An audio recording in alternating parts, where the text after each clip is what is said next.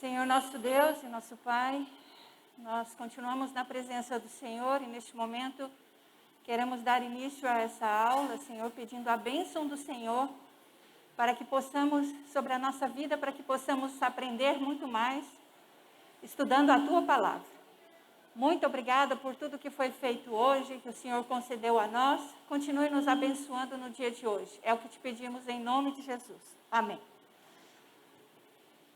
Bom, irmãos, a semana passada nós estudamos as figuras bíblicas da igreja, parte 1.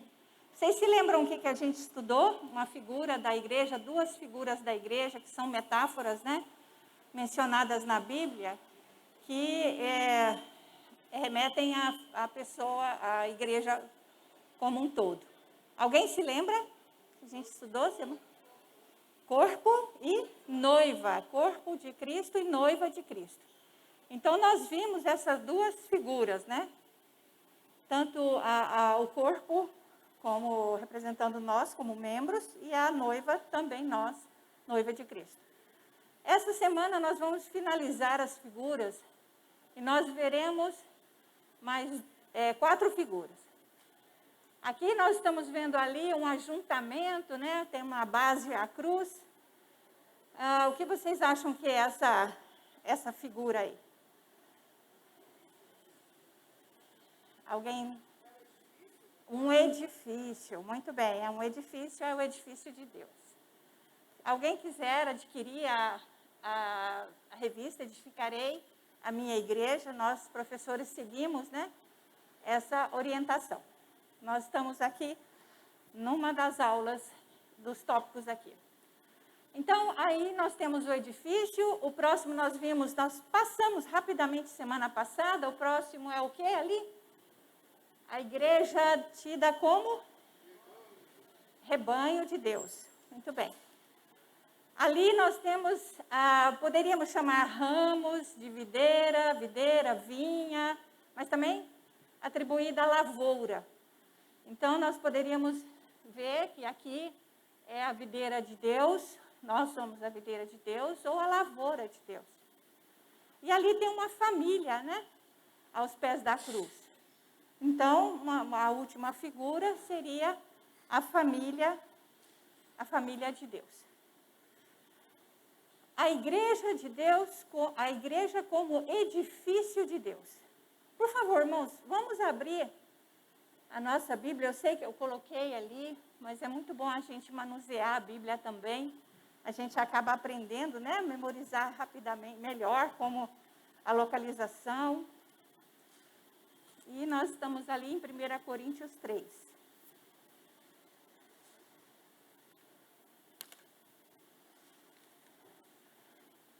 Primeira Coríntios 3, 9. Alguém leia, por favor? Pode ler bem alto, por favor.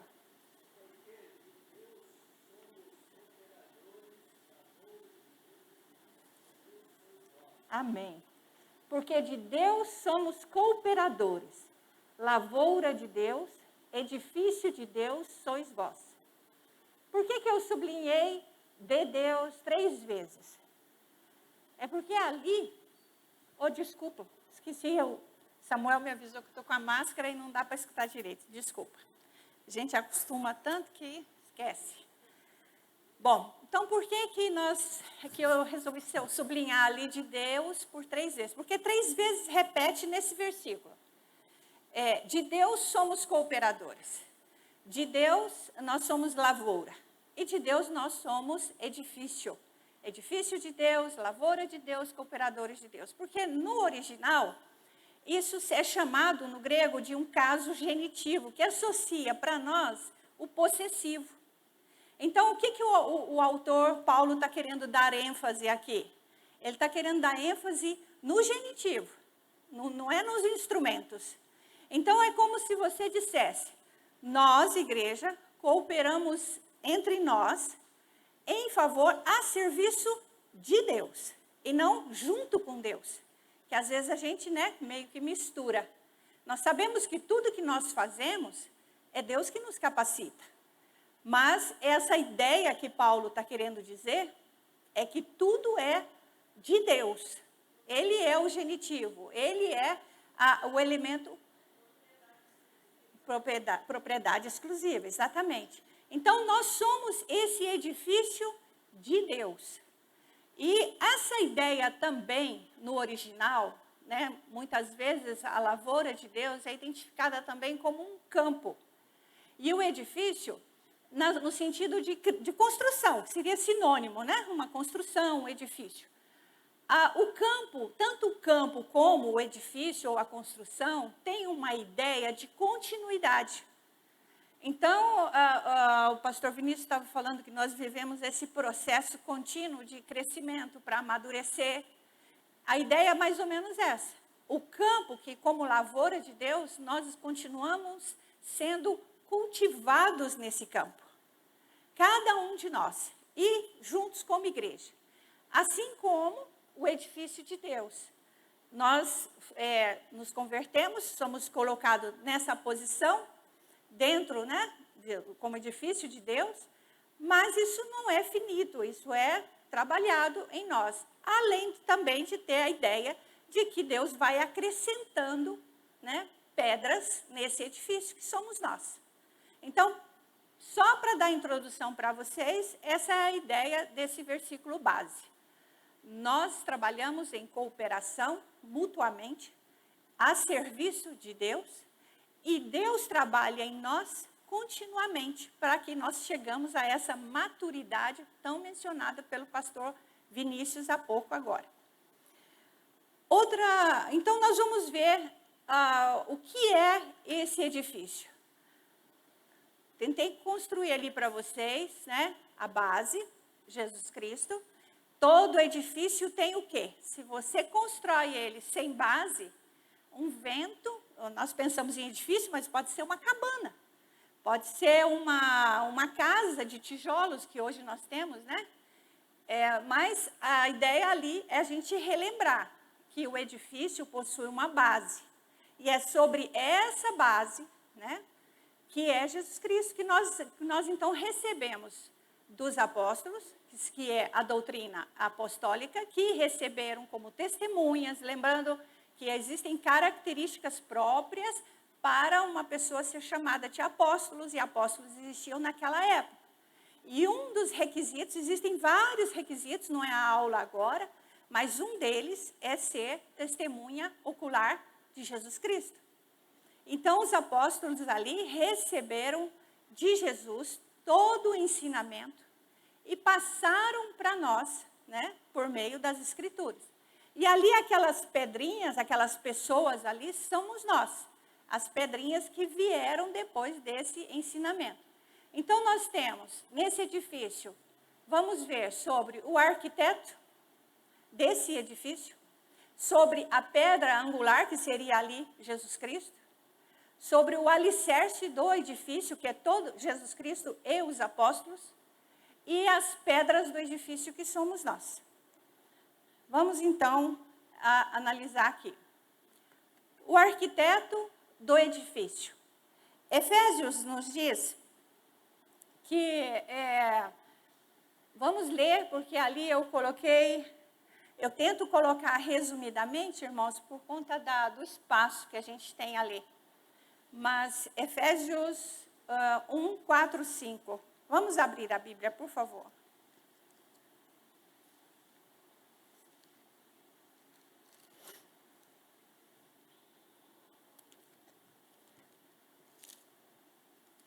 Efésios 1, 4 e 5.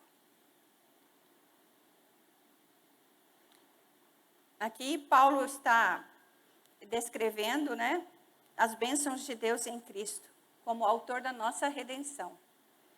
E aí no 4 ele diz assim: assim como nos escolheu nele antes da fundação do mundo, para sermos santos e irrepreensíveis perante ele em amor, nos predestinou para ele, para a adoção de filhos. Até aqui. Então, interessante que Paulo chama a atenção aqui para quando foi que isso aconteceu. Todos nós temos mais ou menos, né, a lembrança da nossa conversão, da data da nossa conversão, do momento de nossa conversão. Mas alguns, às vezes, estão cedinho ali atrás, nem se lembram. Mas a gente sabe que aqui Paulo quis chamar a nossa atenção a respeito desse momento da nossa eleição. Então, ele fala que foi antes da fundação do mundo. Ele chama a atenção para antes da criação, lá atrás, que Paulo está dizendo isso. E isso me fez lembrar da narrativa de Moisés, no 1º e 2º capítulo, quando ele fala sobre a criação. Ali ele dá detalhes, né? Ele menciona a criação, e aqui Paulo fala mais a nosso respeito, mas também falando desse tempo da eternidade, que foi um tempo, né, que Deus então nos escolheu. A gente não vai entrar na doutrina, né, da eleição, nem da predestinação, mas nós vamos relembrar e pensar nisso aqui, que o arquiteto desse edifício que hoje nós compomos é o Senhor. Ele é quem edificou essa construção e nos colocou. E ele tem um propósito que diz que é para sermos santos e irrepreensíveis. Ou seja, para sermos, ele não nos encontrou santos e irrepreensíveis. Pelo contrário, ele nos encontrou não santos e irrepreensíveis. Então, o objetivo, o propósito do Senhor é para nos fazer esse cidadão, com esse propósito, de sermos santos e irrepreensíveis na sua presença. E ele, então, nos predestinou para sermos adotados como filhos. Olha que privilégio, né? Sermos adotados como filhos. Isso nós deveríamos refletir melhor, porque isso remete muito à gratidão. Nós, não sei, a gente não estava... Como estávamos nós? Cada um de nós tem uma história, como nós fomos encontrados, mas certamente todos estávamos num lamaçal. Não é por causa do pecado. Outra coisa, nós então vemos a pedra angular. A pedra angular do edifício. Eu vou ler aqui mesmo, porque ele completa. Perguntou-lhe Jesus: nunca lestes nas Escrituras? A pedra que os construtores rejeitaram, essa veio a ser principal pedra angular. Isso procede do Senhor e é maravilhoso aos nossos olhos. Então, Jesus está aqui trazendo, né, falando sobre si mesmo, que ele é a pedra angular. Como é essa pedra? Alguns de vocês já tentou imaginar o que é essa pedra de esquina? Pedra angular. Alguém já teve curiosidade? Porque às vezes a gente, né, passa a leitura assim, e o interessante é a gente se aprofundar. É a gente buscar para entender melhor a palavra de Deus. E a gente buscando abre a nossa mente. Então, olha bem. Então, estão vendo claramente aquela pedra da esquina ali? Uma pedra grande? Então, eu não tinha parado para pensar, né? Alguns aqui são engenheiros, são construtores, são arquitetos. Mas imagine você, lá na Palestina, as pedras, elas eram pedras assim, soltas. E os construtores precisavam que essas pedras fossem anguladas, vamos dizer assim. Então, essa pedra era trabalhada. E ela era escolhida a dedo, essa pedra, para que ela fosse, então, não polida. As pedras na Palestina, para se fazer prédios e construções, seja o tamanho que for, alguém aqui já deve ter tido a oportunidade de ir lá e vocês observarem que as casas são com pedras brancas. E são essas pedras aqui. Mas vejam bem que ali há um destaque da pedra de esquina, a pedra angular. E o que é essa pedra? Dessa pedra, eles posicionavam essa pedra num canto, ela formava um ângulo de 90 graus entre duas paredes, né? Uma aqui, a outra aqui, 90 graus. Ela era talhada, então os ângulos eram perfeitos, e ela era colocada, aquela pedra. vão pensando e pensando na metáfora que Deus quer fazer, né, a respeito de quem é a pedra angular. Então, essa pedra era colocada de uma forma perfeita, porque se ela não fosse bem colocada, as demais que viriam depois dela poderiam entortar a construção, correto? Estão me acompanhando que essa pedra é a minha referência. Essa pedra é o meu modelo. Dessa pedra vieram os apóstolos e começaram a moldar a construção. E aí eles foram para o mundo e trouxeram pedras repreensíveis, não santas. E começou então a alinhar esse edifício. Interessante que aquela coluna ali, embora ela seja uma coluna, mas também é daqueles tempos antigos, ela também tem uma pedra angular, porque às vezes a gente pensa só numa coisa retinha, né? Como que eu vou começar aqui? Mas olha aquele arco, ele também tem uma pedra angular, ele também tem uma pedra principal. E a partir daquela pedra, então, o que eu entendo? Porque a imagem do edifício tem essa base, né? Pensando no edifício normal. É porque ela precisa de uma referência para dar seguimento à construção. Quando nós buscamos em outros ensinamentos, que não seja a palavra de Deus, nós meio que deixamos, né, desnivelado. Então, toda essa metáfora para a gente entender por que Jesus é chamado de pedra angular. E também a gente vai ver a respeito dele mesmo mencionar em Mateus, que essa foi Mateus que eu li? Foi. Que ele é uma pedra rejeitada. Mas nós vamos ver a respeito disso, porque ele diz assim, lá em 1 Pedro diz, chegando-vos para ele, a pedra que vive rejeitada, sim, pelos homens, mas para com Deus eleita e preciosa. Nós vamos ver mais um pouquinho disso.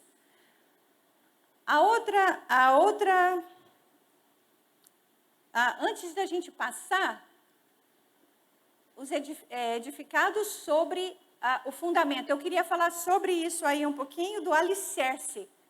O alicerce do edifício ou dos fundamentos. Deixa eu ver se eu pulei aqui. Não. Então, o que são esses fundamentos, né? O que é esse alicerce? Às vezes a gente fica perguntando. É todo o ensinamento de princípios da palavra de Deus. Veja bem.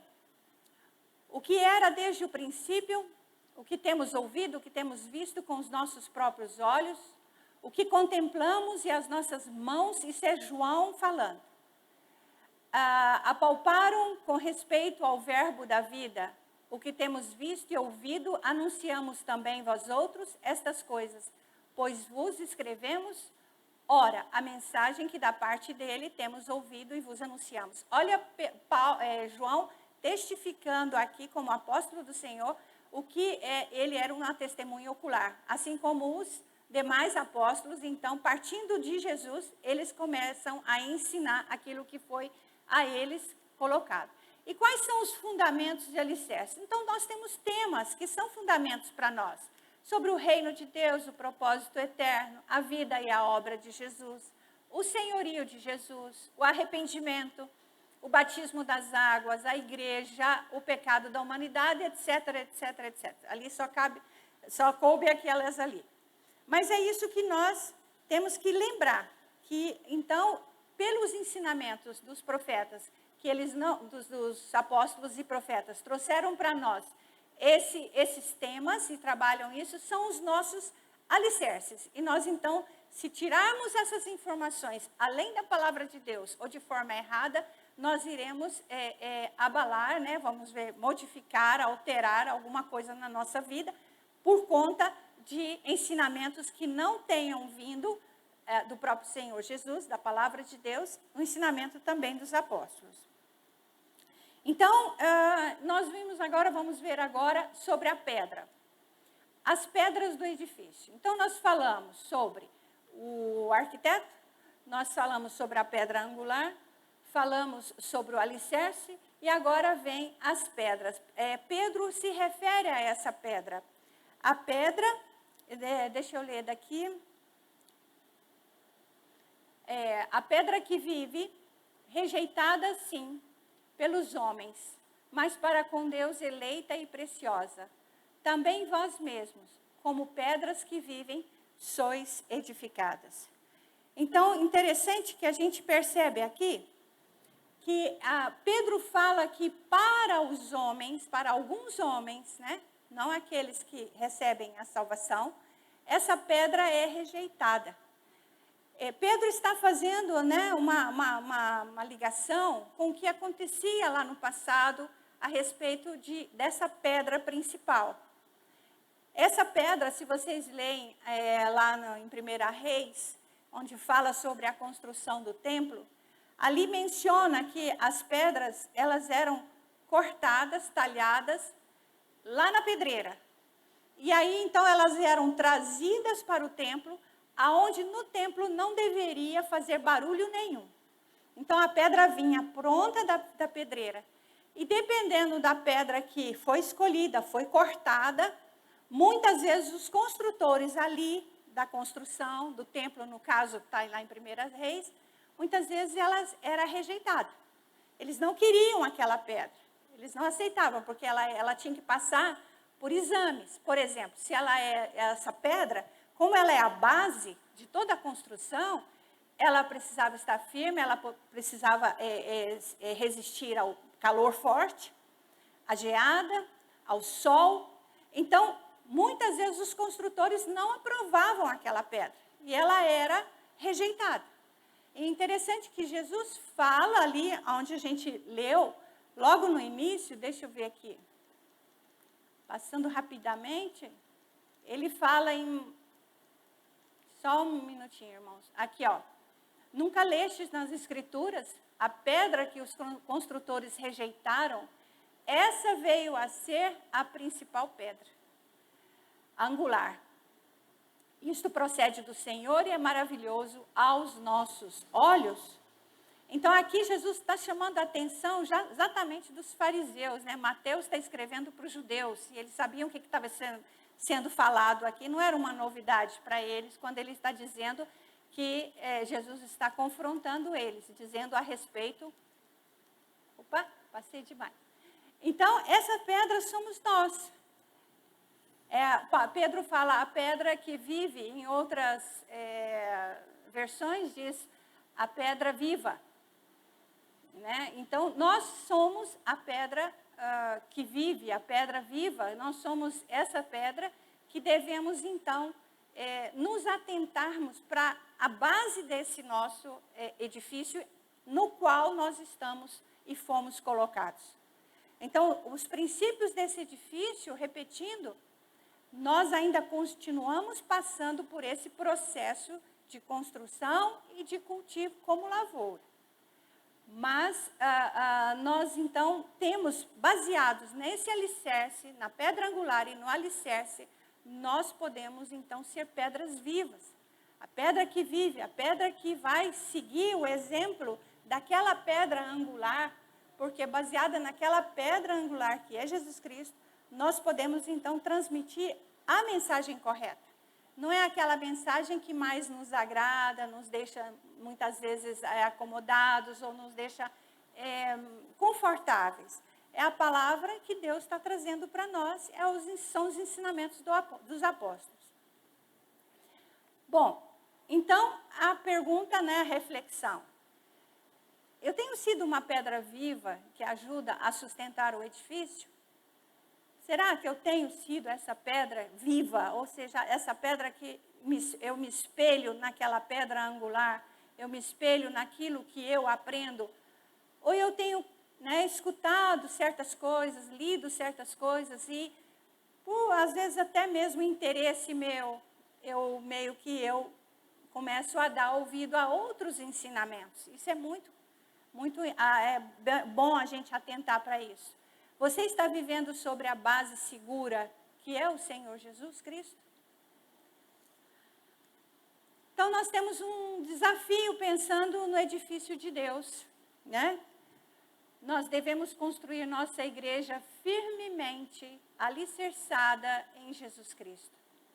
Nós devemos construir nossa igreja sobre os alicerces da palavra de Deus. Esse é o nosso maior desafio. Ah, mas isso aí não é um grande desafio? Eu tenho vivido isso? Às vezes a gente pode perguntar. Mas nós também, muitas vezes, não percebemos que algum ensinamento que não está alicerçado. Lembram-se dos crentes de Bereia?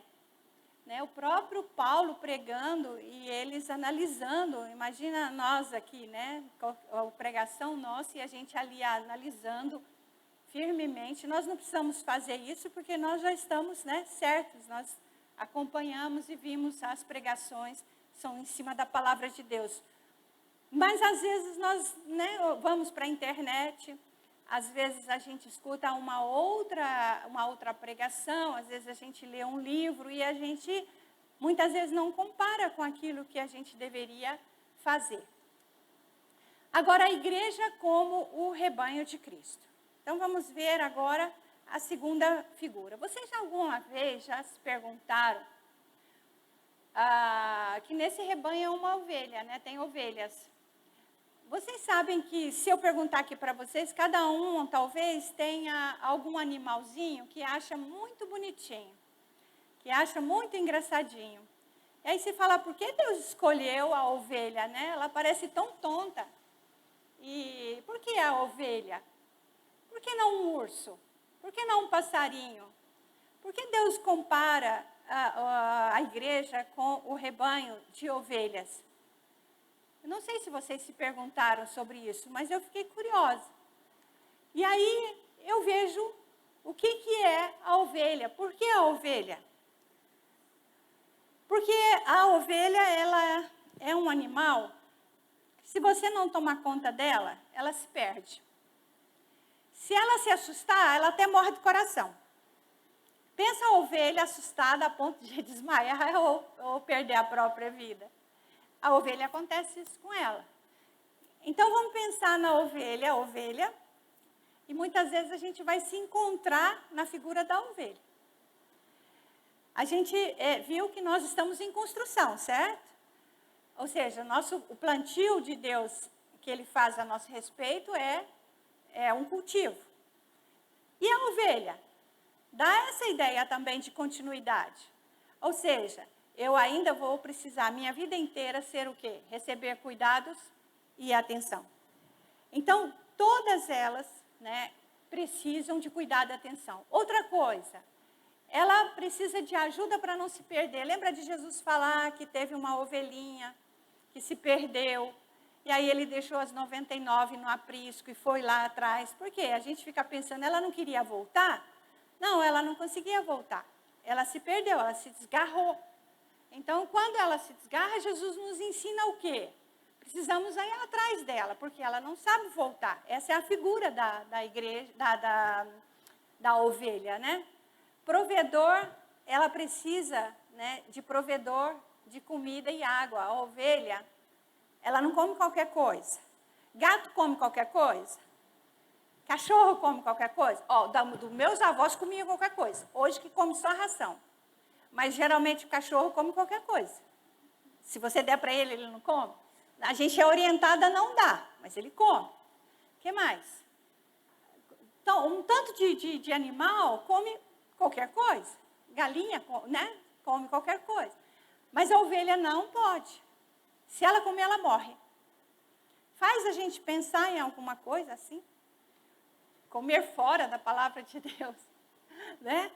Ou seja, tem um alimento, e quem cuida de mim ali é o pastor. Então, o pastor sabe o que a ovelha dele precisa. Então, ele é esse provedor de comida e água. A ovelha precisa dar para ela comida e água.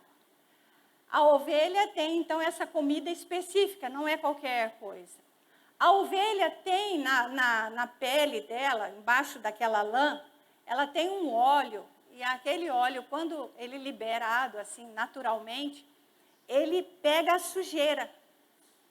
Então, eu não sei se vocês observaram, tem a ovelha que a gente vê ali na foto, né? Parece lindo o pelo dela, né? Toda arrumadinha.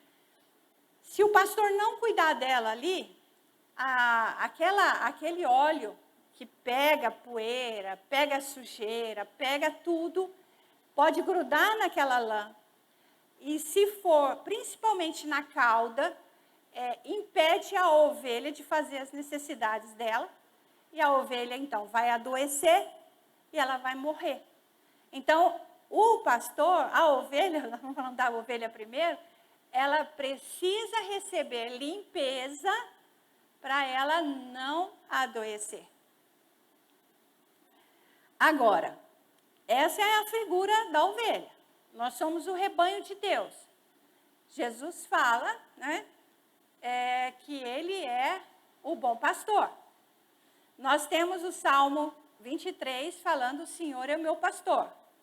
Então, o que faz o pastor? O que precisa o pastor? Jesus falou, eu sou o bom pastor, João 10, 11. O pastor, eu não sei se vocês já tiveram a oportunidade de acompanhar esse rebanho no campo, não sei se na televisão, no filme, ou pessoalmente, eu particularmente já fui pessoalmente. E tudo isso que está escrito ali, a gente percebe. E é o pastor humano. Pensa no pastor como Jesus. Então, os pastores, eles podem ser crianças. Lá na Palestina, pode ser criança, que foi delegada a ela a função de cuidar do pastoreio, né, do rebanho. Nas aldeias menores na Palestina, eles têm vários rebanhos, sobrevivem disso, é a economia deles. Então, as crianças, elas vão para a escola, mas elas também têm um tempo, que é o tempo bem de manhãzinho. Elas levam esse rebanho até onde tem água. E é incrível que elas seguem ele. Então, ele conhece. Pode ter 3 pastores. E tem o rebanho. Quando ele chama, primeiro que elas reconhecem a voz dele. Eles seguem, as ovelhas seguem. E segundo que ele também sabe. Ele conhece. Você olhando assim, você fala, nossa, mas são todas iguaizinhas, né? Como que eu sei que essa ovelha, como que eu vejo que ele sabe que não está faltando? Bom, se ele é bem experiente, ele não precisa nem contar. Ele já sabe a quantidade daquelas ovelhas. Ele conduz as ovelhas, elas não vão sozinhas, elas não sabem ir sozinhas. Podem fazer isso a vida inteira, mas elas não vão sozinhas. Você muitas vezes coloca, né, para um animalzinho um lugar para ele beber. Ele, no comportamento dele, ele vai e vem naquilo. A ovelha não, ela precisa ser conduzida para tomar água e para se alimentar também. O pastor chama, ela obedece, o pastor ama. Eles são realmente, tem uma ligação interessante no natural mesmo, o cuidado, a preocupação.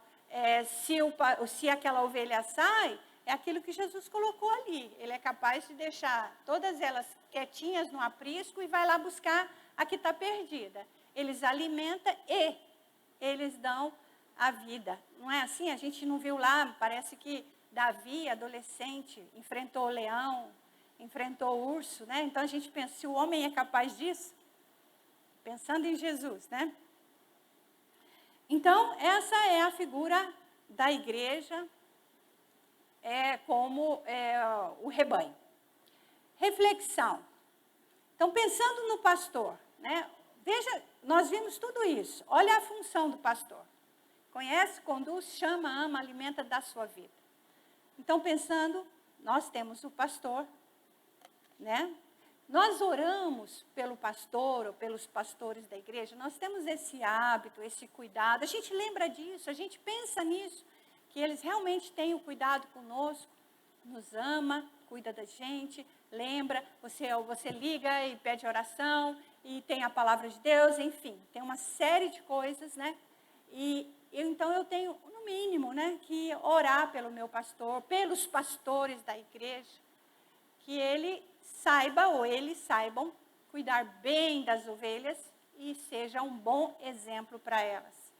Então, lembrando que toda nossa atitude depende de Deus, para que a gente, cooperando, né, possa prestar o serviço de Deus.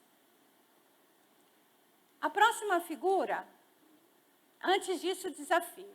Devemos seguir o bom pastor, que é Cristo. Devemos orar pelo pastor da nossa igreja e devemos agir como ovelhas que respeitam o seu pastor. Agora, a próxima figura é a igreja como a lavoura de Deus. A lavoura, a videira, né? Porque de Deus somos cooperadores, novamente o texto de 1 Coríntios 3:9. Lavoura de Deus, edifício de Deus sois vós. Então, ali também, nesse texto, mostra que a metáfora da lavoura está aqui comprovada no texto, na palavra de Deus, e tem outros lugares também. Então, nós temos, por exemplo, João 15, que Jesus fala, né? Então, vamos pensar na lavoura como uma videira. Escolhemos aí um plantio e vamos pensar em como Jesus fala a respeito da videira. Nós temos aqui, então, Jesus dizendo em João 15, eu sou a videira verdadeira. Israel, ela tem como um símbolo uma videira dourada. Isso aí no Antigo Testamento havia esse símbolo da videira dourada. Mas nós sabemos, ou se a gente se lembra, ou não sei se você se lembra de algum momento, mas quase todas as vezes, né, que a gente lembra da videira, e tem uma palavra da videira no Antigo Testamento, fala que a videira ela foi queimada. E aqui, por isso, Jesus fala, né? Por quê? Porque Israel não cumpriu o seu papel, que era o papel, né, de anunciar a Deus, aos gentios. E aqui Jesus, então, diz, eu sou a videira verdadeira. Ele está, então, dizendo para nós, para o povo, principalmente o povo de Israel, vocês estão diante da videira verdadeira. E meu pai é o agricultor. Todo ramo que estando em mim não der fruto, ele o corta, e tudo que dá fruto limpa, para que produza mais fruto ainda. Passando por verso 5, eu sou a videira, vós sois os ramos. Quem permanece em mim e eu nele, esse dá muito fruto, porque sem mim nada podeis fazer. Nisto é glorificado meu Pai, verso 8. Em que deis muito fruto e assim vos tornareis meus discípulos. O que eu tiro, né, de João 15, eu tiro Deus agricultor. Deus é o agricultor. Ali no texto Jesus está falando, o meu pai é o agricultor, todo ramo que estando em mim não der fruto, ele o corta. Então quem corta esse ramo que não deu fruto? É o agricultor. E esse corte aqui, nós temos que tomar cuidado. Porque, veja bem, esse corte não está se referindo, eu sei que aqui a gente não pensa assim, mas se alguém falar isso para você, não está se referindo à perda de salvação. Porque ele está dizendo assim, estando em mim. Então, se está em Cristo, não é possível que aconteça isso. No nosso meio, de repente, a gente pode achar estranho eu estar falando isso, mas a gente escuta isso, sobre a perda da salvação. Ah, Jesus está falando aqui, ó, se você não der fruto, você é cortado. E esse corte aqui, não é um cortar, de ser arrancado. Ele é no sentido de ser lavado, levantado e amarrado de novo. Olha que lindo isso. Significa que o agricultor, quando ele vê um ramo no chão, muitas vezes somos nós, ele não corta você. Não, infrutífero, não deu fruto. Está ali jogado o ramo no chão. O ramo está se sentindo assim, ó. O que o agricultor vai fazer comigo? Vai pegar e vai me lançar. Mas ali diz, estando em mim, se não der fruto, ele o corta. Corta Deus pega aquele ramo, lava, levanta e amarra. Não é assim o enxerto? Não é assim a uva? Né? Se você enxertá-la novamente, o que acontece com ela? Ela regenera, ela começa de novo. Então, essa é, vamos dizer assim, a ideia da disciplina que Deus faz conosco. Só que Ele não nos disciplina para gerar dor. Olha o que Ele faz. Ele lava, Ele levanta e Ele amarra. E a disciplina, nós sabemos, se a gente for estudar teologia, nós sabemos que, né, tem alguns aspectos da disciplina. Como que Deus nos disciplina, mas não é o caso. Então, o que aqui a gente está querendo dizer é que Jesus está falando que tem ramos que estão nele e não dão fruto. E isso não passa despercebido, mas também não é jogado fora. Estando nele, Deus lava, levanta e amarra novamente no galho. Aí ele continua. Jesus é a videira, né?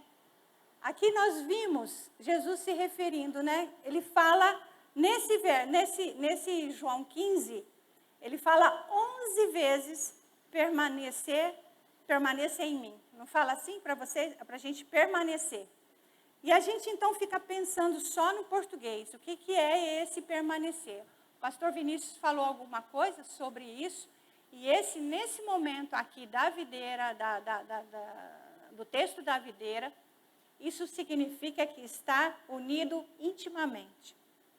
Então, se nós somos ramos, e nós estamos unidos intimamente a Cristo por meio da palavra, então Jesus está aqui mostrando, eu sou a videira, se vocês permanecerem em mim, vocês podem dar frutos.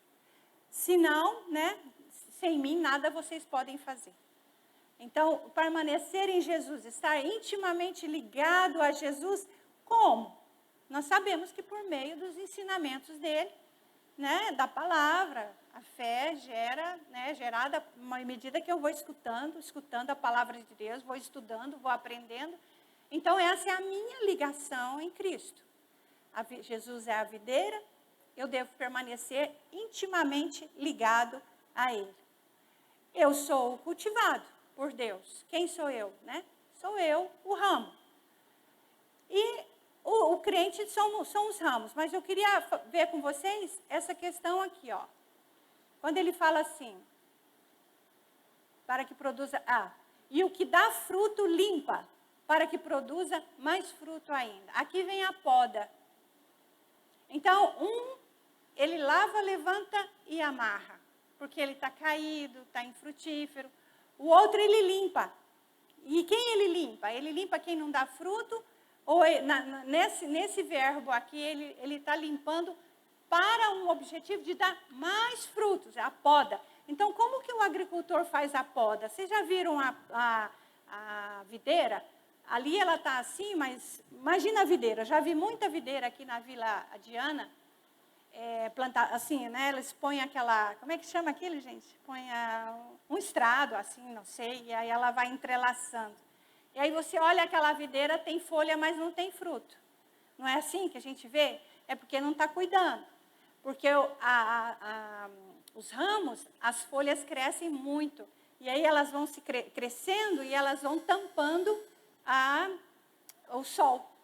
E aqueles frutinhos também, dá uns frutinhos que não vai dar em nada, o agricultor tira.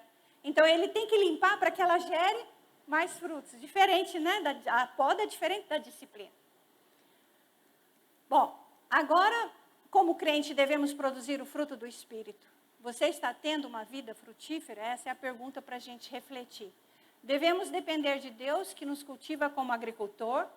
Devemos depender de Jesus, que é a videira. Devemos produzir o fruto do Espírito como ramos frutíferos. E agora a última, né, figura, que é a igreja como família de Deus. Então, nós temos ali uma figura, né? São as famílias, as pessoas, né? Nós como filhos adotados, vivendo como irmãos, dentro da família da igreja, que é a família de Deus. Outrora, vós, gentios na carne, estáveis sem Cristo. Já não sois estrangeiros e peregrinos, mas concidadãos dos santos e sois da família de Deus. Aqui, Paulo está se referindo aos gentios. Somos nós. A gente não nasceu judeu, nasceu? Não. Então, nós somos estrangeiros, nós somos judeus. E aí, nós somos gentios. E ali, Paulo, então, está se referindo que esses gentios na carne, quando estavam sem Cristo, já não mais agora por conta de Cristo. Não somos mais estrangeiros nem peregrinos, mas concidadãos dos santos. Então, nós somos o quê? a família de Deus.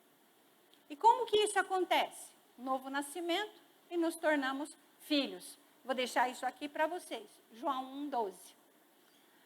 Por meio da adoção, Gálatas 4, 5 e 7, novamente Paulo reafirmando, né, que nós fomos adotados. Mais ou menos lembra a figura do enxerto, né, da plantação lá da videira. Passamos a chamar Deus de Pai. Que privilégio, né? Então, que privilégio poder chamar o Criador do mundo de Pai. Você tem visto e respeitado a Deus como tal? É muito sério isso, né? Então, irmãos, essas são as 4 figuras que a gente conclui aqui. E pensando nessas 2 lições que a gente deu, que a gente estudou e as demais que a gente vem estudando até agora, com base nesse livro, né, Edificarei a Minha Igreja, são princípios que a gente aprende, dentre eles, a gente vê que a gente fala muito sobre, primeiro a gente falou sobre corpo, como viver, como promover essa união, como conservar essa união. Depois falamos como noiva, como que Deus, Ele mesmo providencia para a noiva, que a noiva chegue lá no dia que Ele vai se encontrar com Ele, com tudo que ela precisa. Depois vimos o edifício. Todas essas imagens não são à toa, todas essas figuras contribuem, né, para que a gente entenda qual é o nosso papel dentro da igreja. E aí a gente falou muito sobre o corpo e falou muito sobre a questão da gente receber de Deus e aplicar também, não ficar, né, achando que um é melhor do que o outro. E com base nisso, a Silvana, ela elaborou alguns papeizinhos que eu vou estar distribuindo para você. Você fique à vontade, pode responder isso, não agora, mas em casa mesmo, se quiser. Agora? A professora falou que é agora. Então, tá bom. Aí, esse aqui para você são ministérios da igreja. Talvez você fale assim, mas eu já sei quais são os ministérios da igreja. Mas, às vezes, você ainda não teve vontade de entrar e a gente percebeu que as figuras da igreja não deixam saída para a gente. Nós estamos dentro da igreja, estamos dentro do corpo e nós precisamos descobrir esses dons. E, às vezes, nós descobrimos os dons nos envolvendo. De repente, a gente até troca de ministério, mas a gente precisa estar ativo para a gente descobrir. Amém? Então, isso aqui vai ser distribuído junto com... Se alguém precisar de caneta, levanta a mão que a Eliane ajuda. E eu e o Afonso a gente entrega.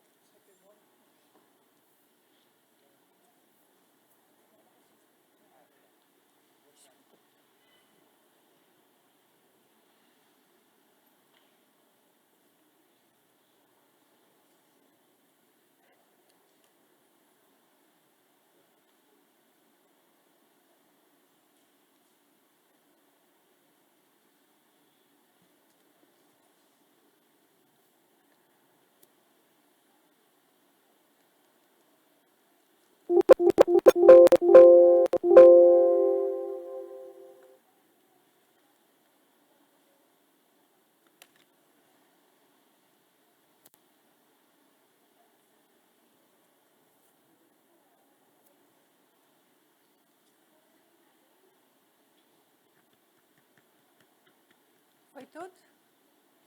Muito obrigada.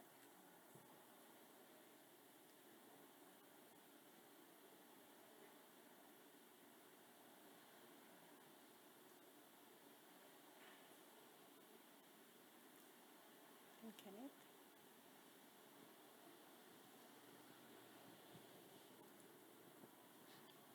Você tem? Ah, tá. Não.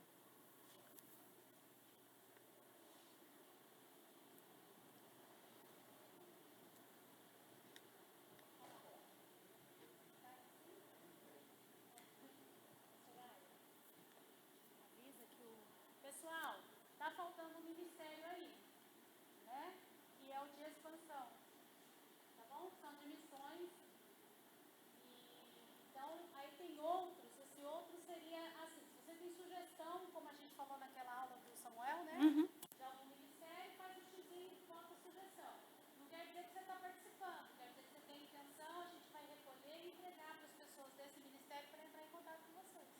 E podem anotar, né, expansão e circular. Que é o time sonhos, né?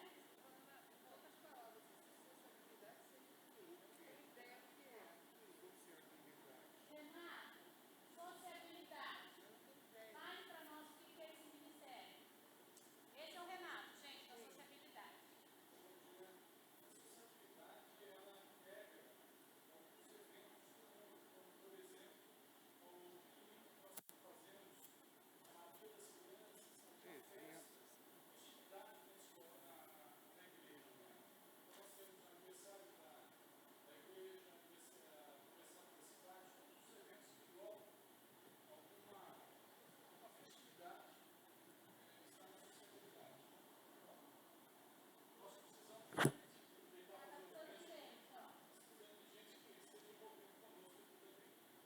Silvana, quem está em casa também, se gostaria que a gente... Eu posso passar por digital para vocês falarem.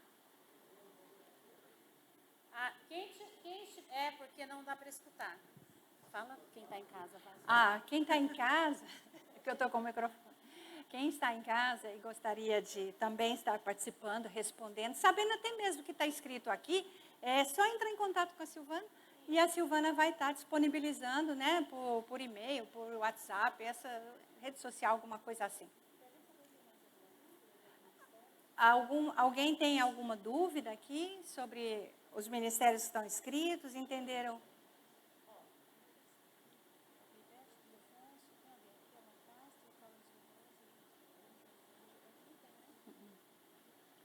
Irmãos, tarde de artes, eu participo da tarde de artes. Oi? Capelania. Não. Quem que está na capelania? O pastor está aqui, o Defonso? Quem poderia explicar a capelania, que faz parte desse ministério? Você, Conceição? Vem aqui, Conceição. Aqui, Conceição, aproveita aqui. Porque quem está em casa não ouve, né, seu microfone. Eu não sei se ele pode pegar outro. Aqui. A capelania, qualquer pessoa pode participar. Inclusive, o pastor Ildefonso, ele ministra curso de capelania. Eu faço parte de capelania, mas numa outra atividade, cortando o cabelo dos doentes. Aí, então, eu aproveito e prego a palavra, falo de Deus para eles. Mas o pastor Ildefonso, me parece que tem um curso aí para ser ministrado. Deixa eu ver um aqui. Gente, olha, estou atrapalhando, você não estou atrapalhando não, né, Soraya? Ó, coloca seu nome, não esquece, porque às vezes você faz o xizinho e não coloca. A gente nem pôs opção de não aí, que daí você entrega em branco, tudo bem, mas a gente não quer que você fale não para o ministério. Teens 10, Davi, Beth, Janaína, Thalie, levanta a mão, Janaína. Janaína sabe explicar bem, se alguém tiver dúvida, procura a Janaína depois. Capelania, procura a Conceição, ela já explicou um pouquinho. Ensino, Alancar, você pode procurar a gente, né? Família, Carlos e a Rose. Homens, a junta diaconal, fala de um diácono que está aqui. Renato é diácono, ó, procura o Renato. Infância, Jonas e Ângela. Eles estão lá. Cadê o Jonas e a Ângela? Não estão aí. Mas pode procurar a Dani também da escola bíblica, porque ela também é envolvida com as crianças. Jovens, Vinícius e Débora. Maturidade, Giovana. Quem é da maturidade aqui? Levanta a mão, que participa. Não, ninguém é maduro aqui? A gente não é maduro. Elaís, levanta a mão, Elaís. As mulheres, ó, tem mulher que não está no grupo ainda. Participe, que é bom. A música, o Nicola e a Carol, né? Quem que é da música aqui? Levanta a mão. Ali, ó, nossas irmãs. Levanta lá, tá a Damares, tá todo mundo. A Ludmila, pode tirar dúvida com eles. Quem mais? Olha a idade, gente. Oração, Samuel. Levanta a mão, Samuel. Ali, ó. Tem oração online, tem presencial, tem todo o tempo. PG, Vinícius e Débora. Salvos e singulares, a Admeia. Alguém aqui é dos salvos singulares? Que possa tirar dúvida? Não? Então procura a Admeia. Sociabilidade, o Renato. ali atrás. Tarde de Artes, a Beth Viana, tá bom? Agora eu gostaria de pedir... Vem aqui, Roberto. Fale alguma coisa também para aproveitar. Enquanto o Roberto fala, se você já completou, levanta assim só um pouquinho o papelzinho que a gente passa recolhendo e as canetas também. Obrigada. Presta atenção no Roberto, tá, gente?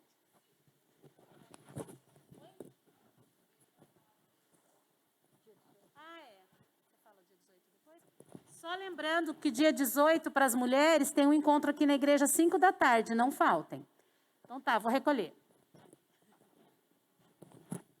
Ministério de Missões, não é? Propósito da igreja, levar a palavra de Deus a todos os povos, a todas as etnias. Então aí nós dividimos em vários grupos, né? Nós temos a parte da estratégia, a parte de oração pelos missionários, a parte de evangelismo, e a parte das viagens missionárias, então a parte de finanças. Então você pode se engajar em qualquer um desses grupos aí, tá bom? Obrigado. Pessoal, eu vou falar pelo multimídia e pela comunicação da igreja, tá? A gente precisa de gente para o som e também para transmissão, né, para ajudar nos slides. Né? E tem toda essa parte de comunicação da igreja que também precisa. Então, fala com o Samuel ou com o Milton. Tá bom? Irmãos, tá vendo como precisa de gente? Você pode entrar aqui e falar, essa igreja é grande, não é? Mas todo mundo tem um papel. E está faltando gente. O irmão acabou de falar a infância. Quem gosta, quem quer trabalhar... E seja qualquer ministério que você acha que se interessa, você falar, mas eu não sei o que fazer, não tem problema. Se mostre interesse, que a pessoa vai te procurar e vai te colocar por dentro, né? Infância está precisando de professores, principalmente para ficar com as crianças no período da noite, fazer o culto com elas. Então, se você tem algum dom assim, tá bom? Beth.